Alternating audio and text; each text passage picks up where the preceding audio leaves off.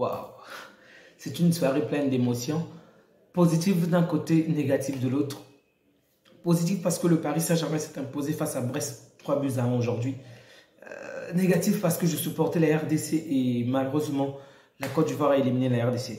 Donc, revenons d'abord par rapport au match du Paris Saint-Germain contre l'équipe de Brest.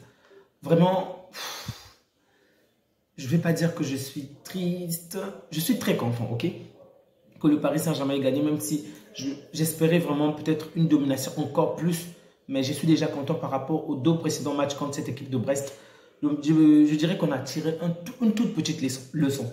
Parce que parmi nos 3 dernières confrontations, dans celle-ci, les 2 précédentes, au final, l'adversaire parvenait à marquer 2 buts en seconde période. Donc, rattraper le PSG en marquant 2 buts.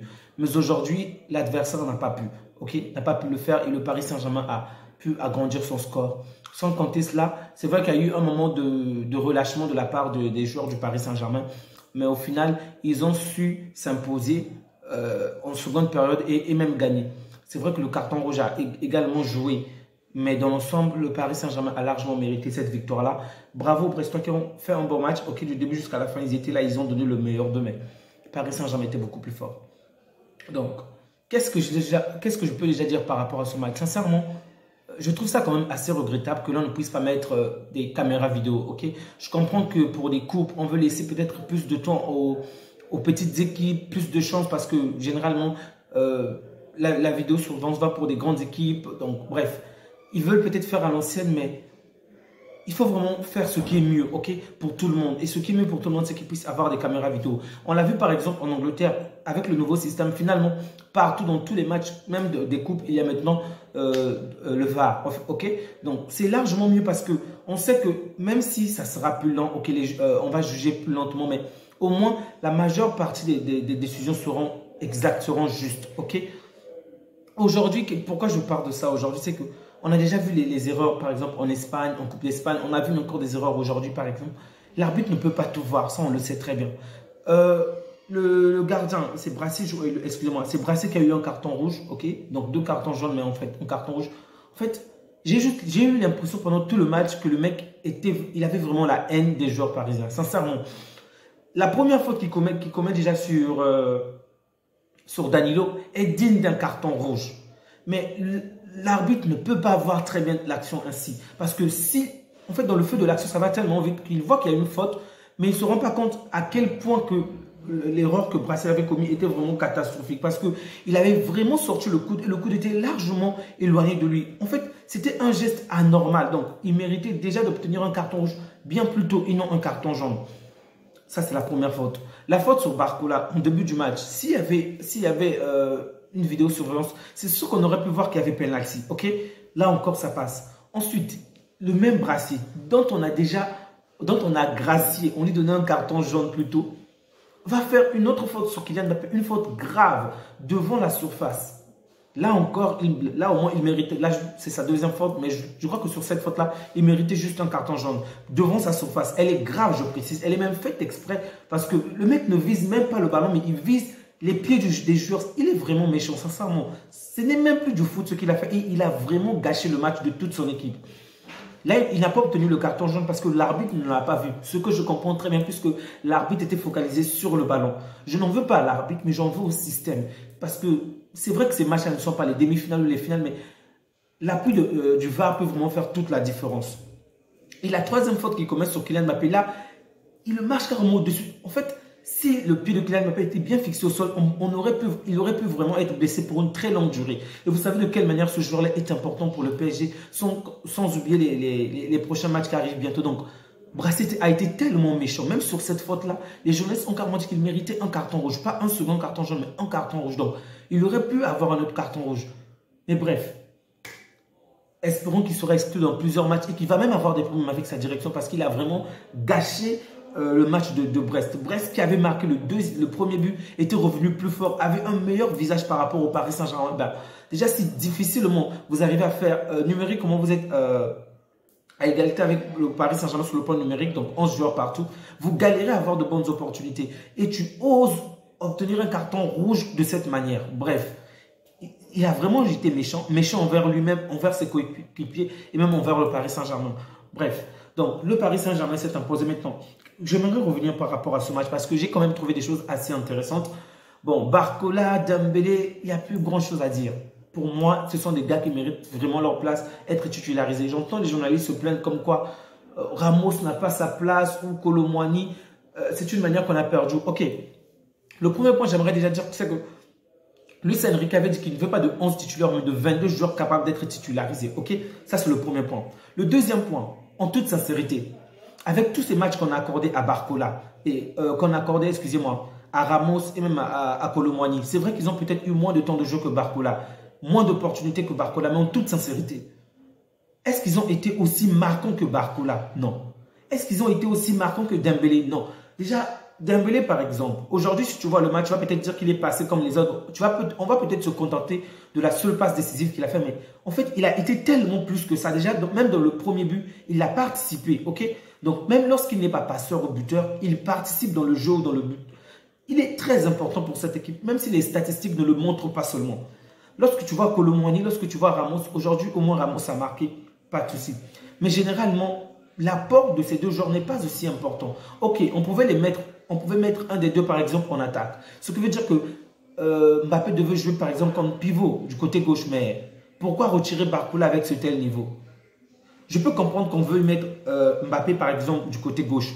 Mais en toute sincérité, je ne mettrai pas Kolo Muani, je ne mettrai pas Ramos avec le niveau qui soit affiché jusque-là. Je suis d'accord qu'il faut plus de temps. Je suis d'accord qu'il faut davantage que le coach puisse accorder à ces joueurs-là plus de confiance. Je suis totalement d'accord. Mais même là, moi, en tout cas, en toute sincérité, même à ce point-là, je vais encore tester Barcola au centre. Parce que ce que Barcola fait est juste exceptionnel comparé à ces deux joueurs qu'on a achetés très très cher.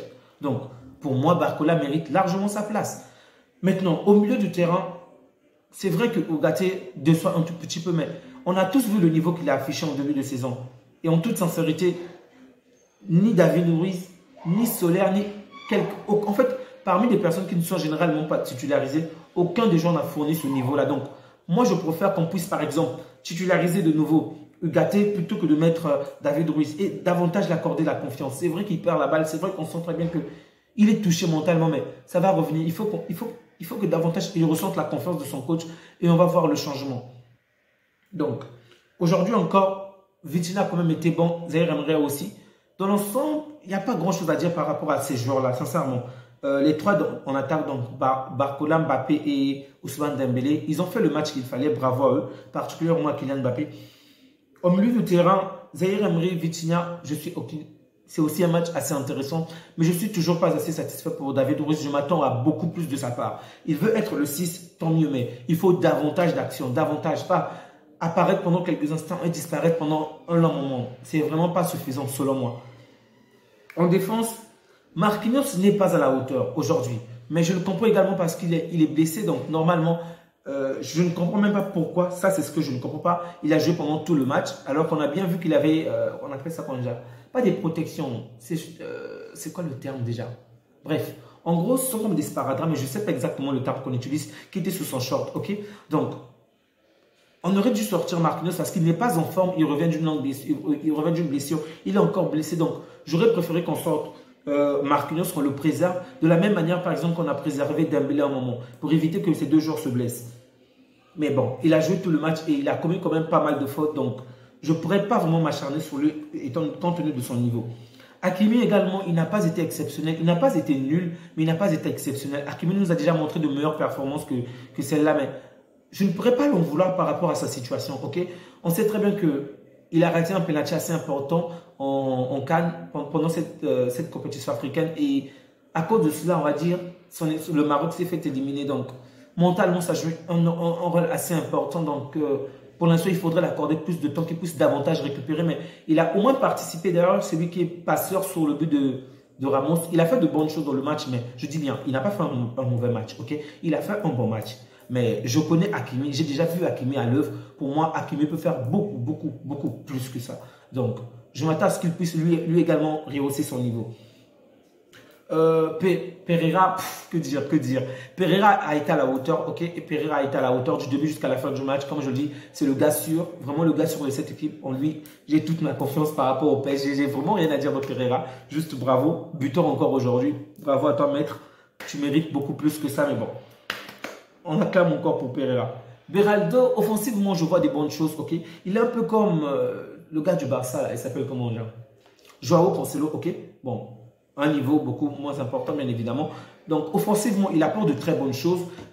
Il a un bon jeu de pied avec la balle, mais lorsqu'il faut défendre, je précise que c'est un défenseur, donc défendre doit être son premier rôle, bien évidemment, mais lorsqu'il faut défendre, il est vraiment fébrile, il est lent, il est, comment dirais-je, pas juste timoré, il est laxiste en fait. Il est vraiment laxiste parce que l'adversaire est en train de venir en face, l'adversaire va réaliser un centre.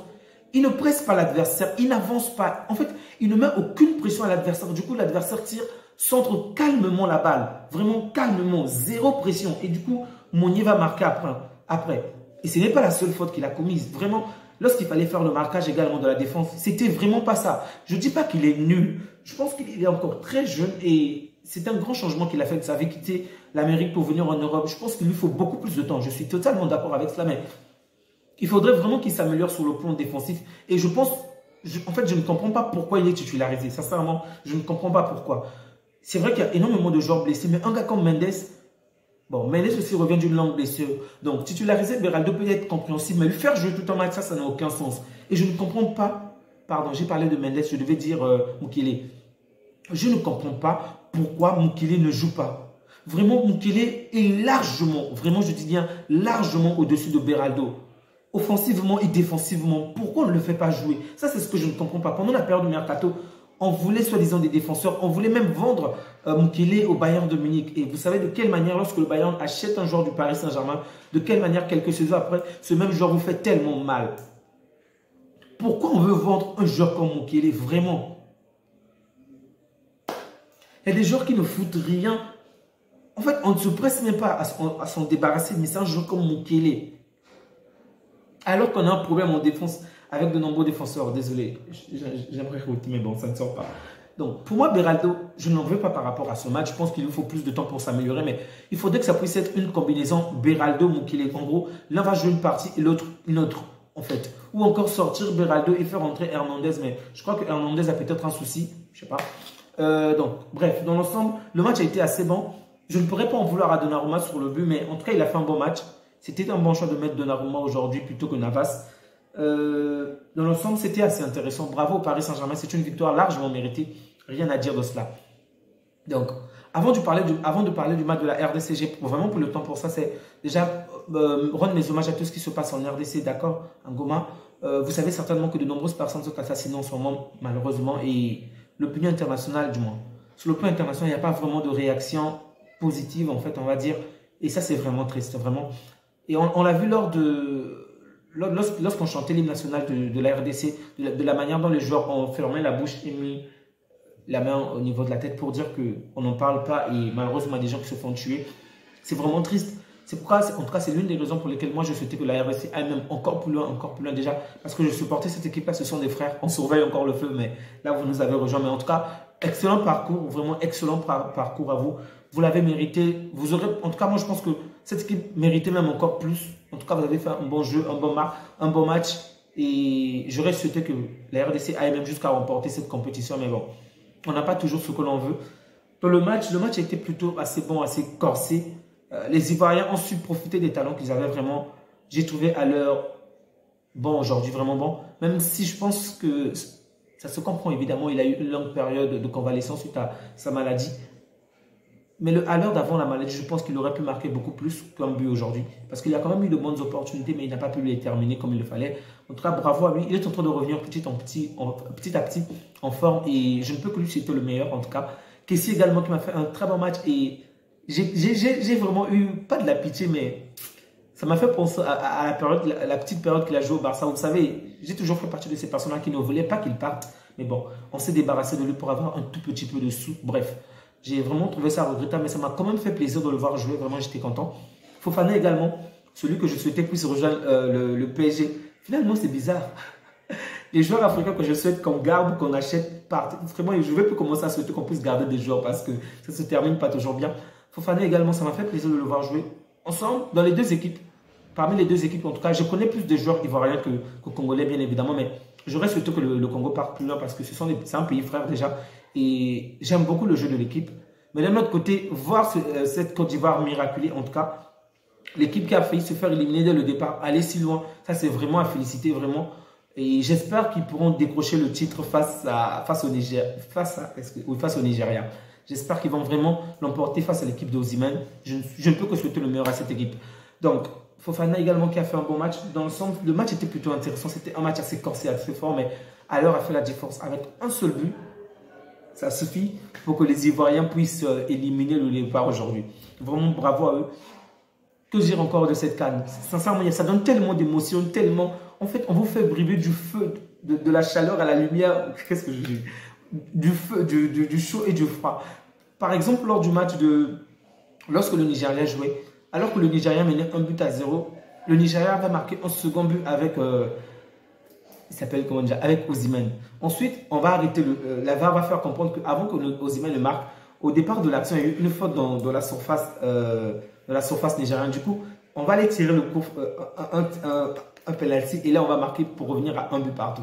Et ensuite, le match, une fois de plus, va se diriger vers les prolongations. Ensuite, les tirs au but. Vraiment, cette CAN est plaisante. Elle est vraiment plaisante à voir. Ça fait énormément plaisir de voir un tel niveau. Vraiment, c'est très beau. Que ça puisse être l'arbitrage, que ça puisse être les joueurs sur le terrain. L'attitude est même bonne, même pour des supporters, parce que ça ne se termine pas toujours bien entre des supporters. Mais on a vu cette harmonie-là entre des supporters. Même lorsqu'on se fait éliminer, les gens célèbrent entre eux. C'est aussi ça le foot. C'est ça, en fait, célébrer, passer de bons moments ensemble. C'est pas juste s'engueuler, s'insulter. Vraiment, c'est ce bon moment-là qu'on va tous passer ensemble à célébrer. Bravo à toutes les équipes qualifiées. Je ne peux que souhaiter le meilleur à ces équipes-là, qu'elles puissent davantage progresser et que ces joueurs qui se sont fait éliminer, ben, courage à eux. Principalement Mbemba, ça c'est le joueur que j'aime beaucoup. Principalement Mbemba, bravo à lui. Il a fait une bonne CAN, mais bon, toutes les bonnes choses ont une fin, donc c'est ici que la CAN de la RDC va s'arrêter. Prenez bien soin de vous les amis, prenez soin de vos proches et profitez de tous les instants que vous pouvez passer avec vos proches. Et que Dieu vous garde. Ciao.